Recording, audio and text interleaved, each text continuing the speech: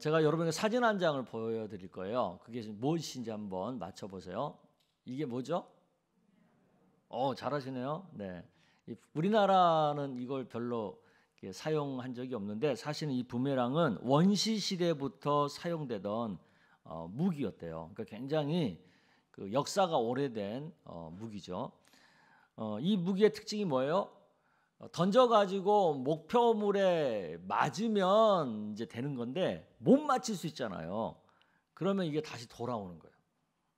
그래서 못 맞추면 또 사용할 수 있다고 하는 그런 장점이 있는 무기죠. 그런데 여기서 부메랑 효과라고 하는 개념이 나온 거예요. 이 부메랑 효과가 뭐예요?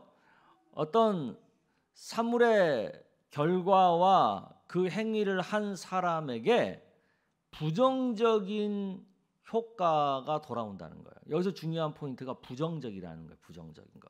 즉 어떤 행위가 그 행위를 한 그 사람에게 부정적으로 되돌아오는 거예요. 이게 부메랑 효과입니다. 그런데 성경은요, 특히 악의 부메랑에 대해서 자주 언급해요. 악의 부메랑. 시편 109편 17절 18절이 그 대표적인 말씀 중에 하나인데 여러분 한번 읽어보겠습니다. 시작. 그가 저주하기를 좋아하더니 그것이 자기에게 임하고 축복하기를 기뻐하지 아니하더니 복이 그를 멀리 떠났으며 또 저주하기를 옷 입듯 하더니 저주가 물같이 그의 몸속으로 들어가며 기름같이 그의 뼛속으로 들어간 나이다. 근데 우리가 뭐 살다 보면 뭐 남 욕할 수 있고 뭐 조주할 수도 있는 거고 또 악한 일을 좀 할 수도 있는 거 아니겠어요? 뭐 맨날 어떻게 착하기만 삽니까 사람이? 그 표정은 뭡니까? 뭐 아닌 것처럼 그러세요. 그렇게 하면서 그럴 수 있어요 사람이니까. 그런데 문제는 뭐냐면 그런 내가 한 어떤 욕, 저주, 악들이 그 상대에게만 미치는 게 아니라 그게 되돌아와 가지고 부메랑이 돼 가지고 나를 공격한다는 거예요. 내가 누군가를 저주하잖아요. 그러면 그 저주가 결국 나를 저주하는 꼴이 되는 거예요. 이것을 우리가 좀 알 필요가 있어요. 근데 이러한 어떤 악의 부메랑을 보여주는 대표적인 사례가 바로 오늘 본문의 내용이에요. 성경의 여러 경우 중에서도 특별히 그 악의 부메랑을 가장 잘 드러내는 말씀이 오늘 본문의 얘기입니다. 24절을 먼저 한번 볼게요. 24절 시작. 이는 여룻바알의 아들 70명에게 저지른 포악한 일을 갚되 그들을 죽여 피 흘린 죄를 그들의 형제 아비멜렉과 아비멜렉의 손을 도와 그의 형제들을 죽이게 한 세겜 사람들에게로 돌아가게 하심이라. 네, 여기 돌아가게 하심이라 이게 바로 부메랑이에요. 부메랑. 그래서 오늘은 악이 어떻게 부메랑이 되어서 우리에게 다시 돌아오게 되는지 그런 것에 대해서 좀 생각을 해보려고 합니다. 왜 우리가 이 악의 부메랑을 알아야 돼요? 왜냐하면 많은 사람들이 그 세상을 살고 인생을 살면서 소위 불행한 일들을 겪잖아요. 그렇죠? 근데 그 불행한 일을 겪는 많은 경우가 이 악의 부메랑 때문에 그런 거예요. 이 악의 부메랑 때문에 이 불행에서 헤어나오지 못하는 경우가 굉장히 많아요. 그래서 우리가 이 악의 부메랑이라는 것을 좀 잘 이해할 필요가 있고 이 악의 부메랑을 평소 잘 알면서 좀 이것을 경계하잖아요. 조심하잖아요. 그러면 상대적으로 큰 불행을 덜 겪는 삶을 살 수 있어요. 그래서 우리가 이 악의 부메랑에 대한 개념을 좀 잘 이해할 필요가 있어요. 아멘. 오늘 이 주제를 실감나게 잘 보여주는 주인공이 바로 아비멜렉이라고 하는 사람입니다. 먼저 이 사람이 어떤 사람인지를 좀 볼게요. 이 사람의 태생은 성경이 이렇게 말을 하죠. 사사기 8장 29절에서부터 31절까지 얘기를 여러분 한번 보겠습니다. 시작. 요아스의 아들 여룻바알이 돌아가서 자기 집에 거주하였는데 기드온이 아내가 많음으로 그의 몸에서 낳은 아들이 70명이었고 세겜에 있는 그의 첩도 아들을 낳았으므로 그 이름을 아비멜렉이라 하였더라. 네, 성경은 아비멜렉이 단순히 어떤 첩의 아들이다 이렇게 설명하지 않아요. 좀 더 배경을 구체적으로 설명을 하죠. 먼저 이 사사 기드온이 오브라라고 하는 동네에 자기 집을 두고 사는데 그 집에 아내가 한 명만 있어요? 많이 있어요? 많이 있어요. 근데 몇 명인지는 정확하게 몰라. 이 많다는 개념이 2명도 많다고 할 수도 있고 3명도 많다고 할 수 있고 그런데 자식을 몇 명 낳았다요? 70명 낳았대.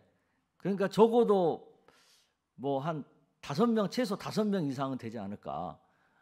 제 생각에는 한 10명 이상도 될 수 있을 것 같은. 아무튼 많아요. 그런데 한 집에 이 많은 아내가 같이 사는 거예요. 근데 이것만 해도 참 대단한 거잖아요. 근데 이 기드온은 또 다른 동네에 세겜이라고 하는 다른 동네에 또 첩까지 두고 사는 거예요. 그리고 아내들에게서 낳은 아들만 있는 게 아니라 첩에게서 낳은 아들도 있는 거예요. 이 얘기를 하고 있어요, 성경이. 왜 성경이 이것을 이렇게 표현을 하고 강조를 할까요? 기드온의 가정이 지금 하나님 눈에 좋다는 거예요? 나쁘다는 거예요? 네, 하나님 눈에 지금 마음에 안 들어. 기드온이 사사임에도 불구하고 그의 가정을 하나님의 뜻에 합당하게 돌보지 못하고 있다. 이것을 강조하는 거죠. 이런 가정의 환경 속에서 자식들이 사는데 그 자식들이 사이가 좋을까요? 형제간에, 이복 형제간에, 또 본처 자식과 첩의 자식들 사이에 그 갈등과 주고받는 상처들이 얼마나 많겠어요. 그 우리가 미루어 충분히 짐작할 수 있는 얘기 아닙니까? 그 드라마에 그런 거 많이 나오잖아요. 그러니까 우리가 충분히 알아요. 경험 안 했어도. 그런데 문제는 뭐예요? 이런 갈등과 상처들은 그 순간만 지나면 끝나는 게 아니라는 거예요. 이것은 나중에 더 큰 아픔과 불행으로 되돌아온다는 거예요. 어떤 모습으로 되돌아오는지를 오늘 본문이 쭉 설명을 하죠. 먼저 사사기 8장 33절에서 35절까지 얘기를 한 번씩 읽어보겠습니다. 기드온이 이미 죽음에 이스라엘 자손이 돌아서서 바알들을 따라 음행하였으며 또 바알 브릿을 자기들의 신으로 삼고 이스라엘 자손이 주위의 모든 원수들의 손에서 자기들을 건져내신 여호와 자기들의 하나님을 기억하지 아니하며 또 여룻바알이라고 하는 기드온이 이스라엘에 베푼 모든 은혜를 따라 그의 집을 후대하지도 아니하였더라. 이 무슨 얘기냐면 이제 사사 기드온이 죽었어요. 그러니까 이스라엘 자손들이 다시 악에 빠지는 거예요. 우상을 숭배하고 바알을 숭배하고 이렇게 또 이스라엘 자손들이 하나님을 떠나는 거예요. 뿐만 아니라 기드온이 사사로 있을 때는 이스라엘 자손들이 기드온을 이렇게 존중하고 기드온 말을 잘 듣고 기드온 집안을 이렇게 높여주고 막 그랬는데 죽으니까 기드온이 죽고 나니까 그때부터 기드온 집안을 무시하는 거예요. 말도 안 듣고 그리고 이렇게 자식 많이 낳고 막 아내 여러 명 있고 이런 것들에 대해서 막 손가락질하고 막 이러는 거예요. 이런 상황을 이제 여러 자식들이 봤을 거 아니에요. 그 중에서 특히 아비멜렉이라고 하는 그 첩의 아들이 이 상황을 보면서 다른 아들들보다 더 크게 분노를 해요. 근데 이 분노라는 것은 그거 하나 봤다고 생긴 분노가 아닌 거예요. 어렸을 때부터 성장 과정에서부터 쌓여왔던 분노가 폭발하는 거죠. 어떤 한 사건 기분 나빠가지고 화난 것은요 그렇게 폭발력이 세지 않아요. 그런데 오랜 세월 동안 쌓여왔던 분노는 폭발해버리면 엄청난 폭발력이 나오는 거죠. 이 분노가 어떻게 나타났습니까? 사사기 9장 3절에서 5절에 그 얘기가 있는데 우리 한 절씩 보겠습니다. 그의 어머니의 형제들이 그를 위하여 이 모든 말을 세겜의 모든 사람들의 귀에 말하며 그들의 마음이 아비멜렉에게로 기울어서 이르기를 그는 우리 형제라 하고 바알브릿 신전에서 은 70개를 내어 그에게 주매 아비멜렉이 그것으로 방탕하고 경박한 사람들을 사서 자기를 따르게 하고 오브라에 있는 그의 아버지 집으로 가서 여룻바알의 아들 곧 자기 형제 70명을 한 바위 위에서 어떻게 했다고요? 죽였으되 다만 여룻바알의 아들 막내 아들 요담은 스스로 숨었으므로 남으니라. 무슨 얘기냐면 이 아비멜렉이 자기 엄마의 그 친정 집안 거기가 이제 세겜이라고 하는 동네예요. 그 집에 가가지고 그 엄마의 친지들을 모아놓고 얘기를 하는 거죠. 내가 왕이 되고 싶다. 그러니까 나를 좀 도와주라. 그러니까 그 말을 듣고 도와줘요. 돈을 줘요. 그러면 그 돈을 갖고 소위 말해서 동네 깡패들을 모아가지고 그 기드원의 그 본처의 아들들 그 70명을 한 자리에 다 모아놓고 한순간에 다 죽여버리는 거예요. 그리고 자기가 왕이 올라가는 거죠. 당시 이스라엘은 왕이라고 하는 직위가 없을 때예요. 사사가 통치할 때예요. 그런데 왕을 자기가 해요.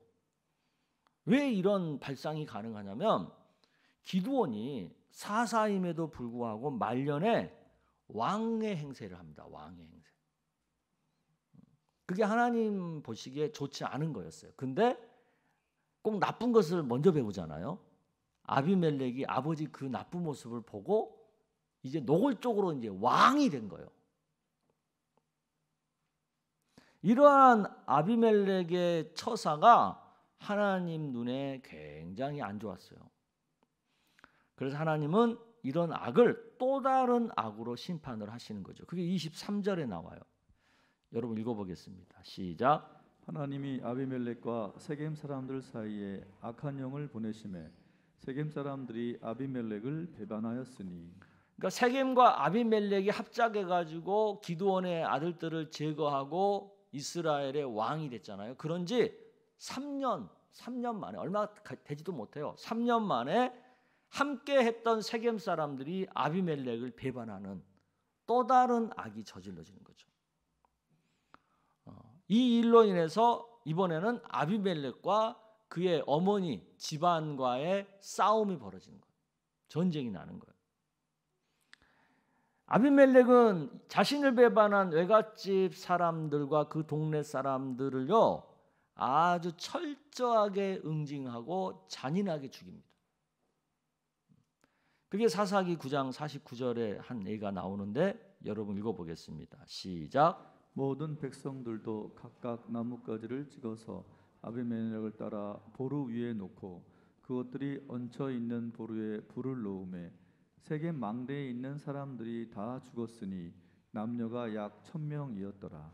전쟁터에 나온 군인들끼리 싸워서 뭐 다치고 죽고 그럴 수는 있다고 봐요. 왜? 전쟁이니까. 그런데 아무리 전쟁이 심해도 그 일반 평민들을 주민들을 죽이는 일을 해서는 안 되잖아요. 오늘날도. 그런데 여기서 어떤 거예요? 일반 주민들, 남녀 주민들까지 그 전쟁이 무서워서 그 피해가 있는 망대 위로 올라서 피해 있는 이런 무고한 일반 사람들까지 그냥 불질러서 다 죽여버린 거예요. 이런 만행을 저지른 거예요. 그 수가 1000명이 넘는다고 그러잖아요. 1000명. 이렇게 아비멜렉이 계속해서 악한 일을 하는 거죠. 그럼 이렇게 악을 행하는 아비멜렉의 종말은 어떻게 됐을까요? 사사기 9장 52절에서 54절을 볼게요. 아비멜렉이 망대 앞에 이르러 공격하며 망대의 문에 가까이 나아가서 그것을 불사르려 하더니 한 여인이 맷돌 윗짝을 아비멜렉의 머리 위에 내려 던져 그의 두개골을 깨뜨리니. 우리 같이 읽어볼까요? 시작. 아비멜렉이 자기의 무기를 든 청년을 급히 불러 그에게 이르되 너는 칼을 빼어 나를 죽이라. 사람들이 나를 가리켜 이르기를 여자가 그를 죽였다 할까 하노라 하니 그 청년이 그를 찌르매 그가 죽은지라.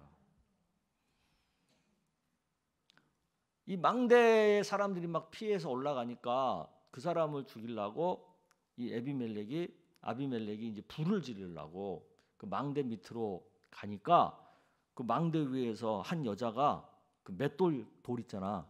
맷돌 돌을 들어가지고 그냥 머리를 향해 던진 거예요. 근데 그게 또 제대로 맞은 거야. 그래서 두개골이 깨진 거예요. 그러면 이제 죽는 거죠. 그런데 여자가 던진 돌에 맞아 죽었다. 왕이 얼마나 쪽팔리는 일이에요. 얼마나 수치스러운 일이에요. 그러니까 아비멜렉이 그런 말을 들을까 봐 옆에 있는 병사한테 야, 나 빨리 칼로 찔러 죽여. 그런 거예요. 그래가지고 죽었다는 거죠. 아니에요. 그러니까 이 죽음은 굉장히 수치스러운 죽음이다라는 것을 이렇게 표현을 하는 거죠. 이런 모든 과정에 대해서 성경은 어떻게 평가해요? 사사기 9장 56절 57절에 이렇게 평가하죠. 아비멜렉이 그의 형제 70명을 죽여 자기 아버지에게 행한 악행을 하나님이 뭐라고요? 이같이 갚으셨고 부메랑이 왔다는 거지. 또 세겜 사람들의 모든 악행을 하나님이 그들의 머리에 뭐라고요? 갚으셨으니 여룻바알의 아들 요담의 저주가 그들에게 응하니라. 여기서 중요한 표현이 하나님께서 이같이 갚으셨다라는 얘기. 갚으셨다. 이게 바로 부메랑이에요. 세겜 사람들의 악행, 또 아비멜렉의 악행, 하나님이 이같이 갚았다는 거예요. 어떻게 갚은 거예요? 저들 스스로의 또 다른 악을 통해 서로 갚게 만든 거예요. 뿐만 아니라 기드온과 기드온의 아들들의 악행도 아비멜렉과 세겜 사람들의 악으로 대갚게 한 거예요. 이게 바로 악의 부메랑입니다. 악은 또 다른 악으로 대갚아지게 되어 있어요. 우리가 살면서 뭐 어쩌다가 악을 행했지만 어쩌다 행한 악도요 그것으로 끝나지 않아요.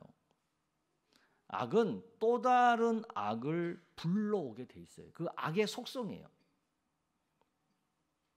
더 큰 악이 되돌아와서 작은 악을 응징해요. 이렇게 되면 점차 악은 더 커지게 되어 있고 그로 인해서 우리가 겪는 고통과 불행도 점점 더 심해지게 되어 있어요. 이것이 하나님께서 이 땅의 악을 다스리는 방법이고 원리예요. 우리가 이런 악의 부메랑을 이해한다면 악한 일을 쉽게 할 수 있겠어요? 없겠어요? 예? 내가 이 악한 일을 하고 싶어도 이거 악한 일을 하면 더 큰 악이 돌아와서 나를 칠 거라고 생각이 들면 이걸 할 수 있겠어요? 없겠어요? 무서워서 못하겠죠.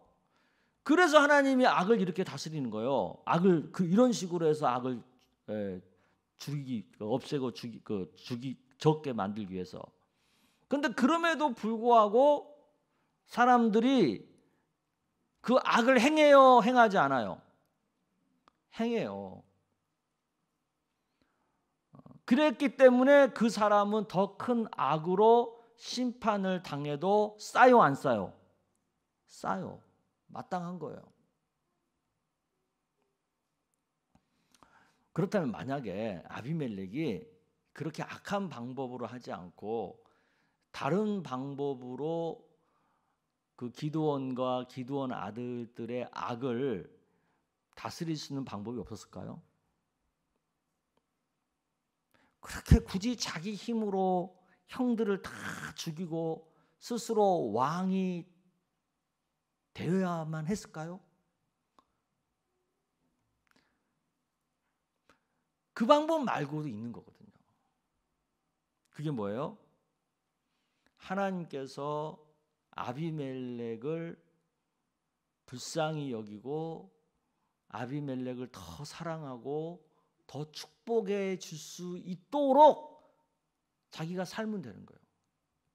그 기드온의 아들들보다 자기가 더 하나님 사랑하고 더 하나님 뜻대로 살고 더 하나님을 의지하는 믿음으로 살면 그것이 악을 선으로 이기는 방법인 거예요. 아멘. 우리가 사는 세상은 죄와 악이 난무하는 곳이잖아요. 이런 세상에 살다 보면 믿는 자도 믿지 않는 자도 모두가 죄와 악으로 만들어진 어려운 상황을 직면할 수밖에 없어요. 이럴 때 믿지 않는 사람들은 똑같은 방법으로 죄와 악으로 그 상황을 모면하는 선택들을 하죠.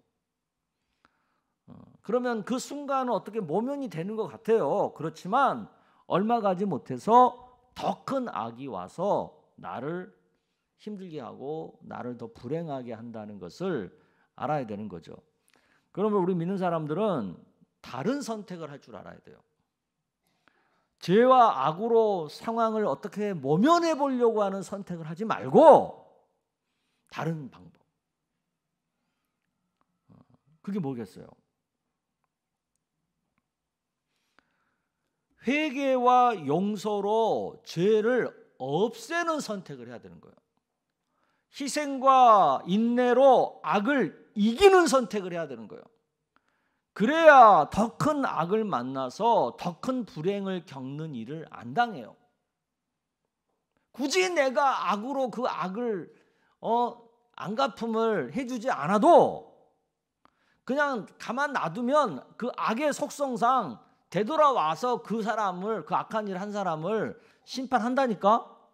그러니까 우리는 다른 방법을 선택해야 되는 거예요. 그게 뭐예요? 회개와 용서, 희생과 인내로 죄를 없애고 악을 이기는 선택을 해야 된다는 거죠. 그러니까 우리가 세상에 살면서 어쩔 수 없이 큰 악과 어떤 큰 불행을 볼 수 있어요. 만날 수 있고. 그런데 그것을 지혜롭게 회피하고 지혜롭게 그것을 안 겪는 방법은 두 가지예요. 잘 들으세요. 이거 쓰세요. 저 받아 쓰세요. 첫째는 뭐냐면 자신이 저지른 죄에 대해서는 회개하는 거예요. 그리고 남이 나한테 저지른 죄에 대해서는 용서하는 거예요. 그 두 번째는 뭐예요?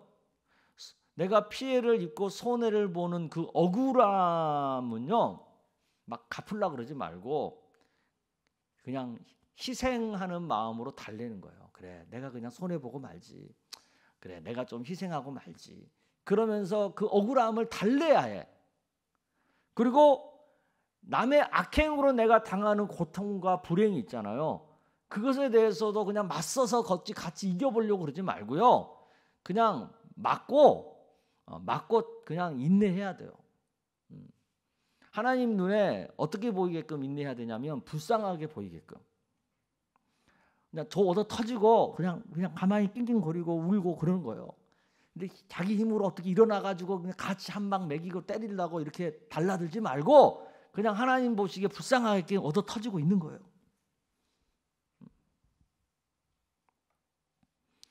이런 방법들은 어떻게 보면 좀 약해 보이고 좀 너무 이렇게 좀 소극적으로 보이고 꼭 바보 같은 그런 모습으로 보일 수 있어요. 하지만 이 방법이 하나님이 원하는 방법이에요. 우리가 이런 식으로 살면 하나님께서 우리를 대신해서 그 악을 갚아주시고 하나님께서 우리를 도와주시고 하나님께서 우리를 지켜주시는 거예요. 아멘. 내가 나서 가지고 그걸 어떻게 해보려고 하면 할수록 오히려 더 큰 악이 나를 치니까 그냥 좀 너무 이렇게 약해 보이고 좀 미련해 보여도 그냥 얻어 터지고 있는 거예요. 참고 있는 거예요. 그러면 하나님께서 이 악의 부메랑을 통해서 또 다른 악을 심판하신다는 거지. 아멘. 악을 악으로 상대하는 것은요, 당장 어떻게 보면 쉬워요. 그리고 그냥 내가 어때 한 방 같이 맞서서 한 방 때려주고 그러면 좀 마음이 시원하고 통쾌할 수 있어요, 그 순간은. 그런데 얼마 못 가서 큰 악이 다시 나한테 와서 나를 힘들게 한다니까요. 나를 고통스럽게 하고. 이걸 알아. 이 사실을 알아. 그런데도 도저히 못 참겠어. 이대로는 그냥 못 넘어가겠어. 어떻게 해서라도 좀 그냥 안갚음을 해야만 직성이 풀리겠어. 그래가지고 나도 똑같이 악으로 악을 갚았다 합시다. 근데 그랬는데 이제 정신 차리고 나서 보니까 악의 부메랑이 걱정되는 거야. 그럴 수 있잖아요. 악의 부메랑이 걱정돼. 그래서 하나님께 기도해요. 하나님, 악의 부메랑이 오지 않게 좀 막아주세요. 백날 기도에 그건 소용없어요. 하나님은 그런 기도는 안 들어줘요. 내가 못 참아서 그냥 못 넘어가서 악을 악으로 갚았으면 그 다음에 돌아오는 부메랑은요, 맞아야 되는 거예요.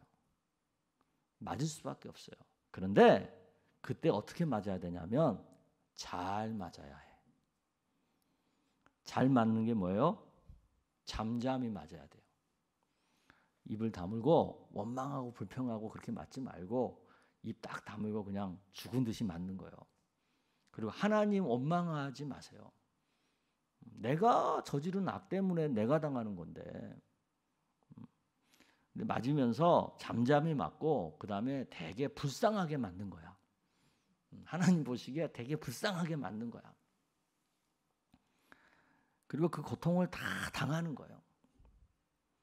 그래야 부메랑이 그것으로 끝나요.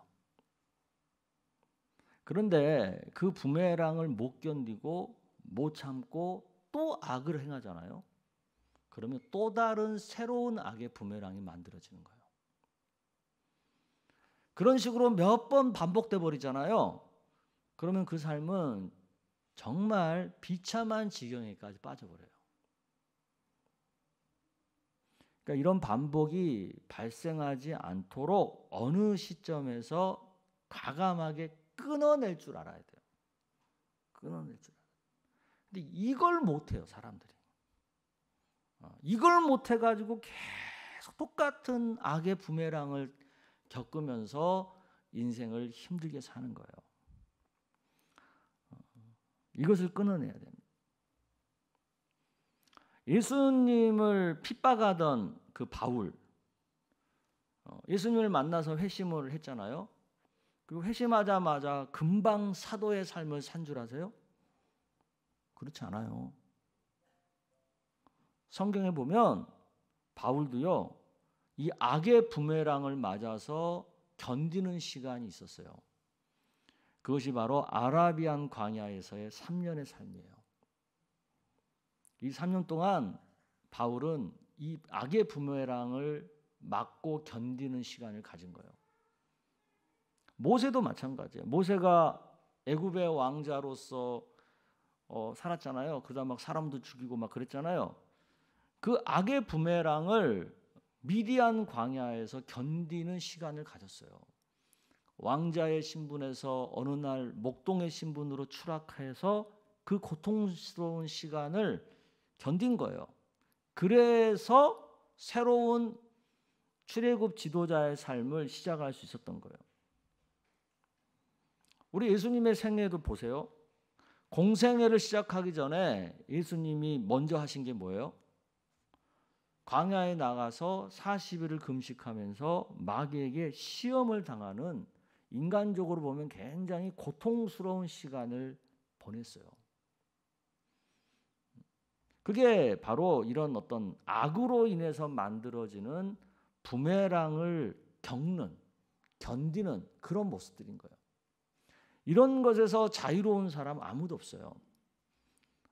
크기와 어떤 기간의 차이는 있겠지만 대부분의 사람들이 다 악의 부메랑을 당해요. 겪고. 그때 그 악의 부메랑이 더 이상 만들어지지 않게 끊어내려면 그걸 견딜 줄 알아야 돼요. 그 힘든 시기를, 그 고통의 시간을 믿음을 갖고, 하나님을 의지하는 믿음을 갖고 끝까지 이를 악물고 참아낼 줄 알아야 돼요.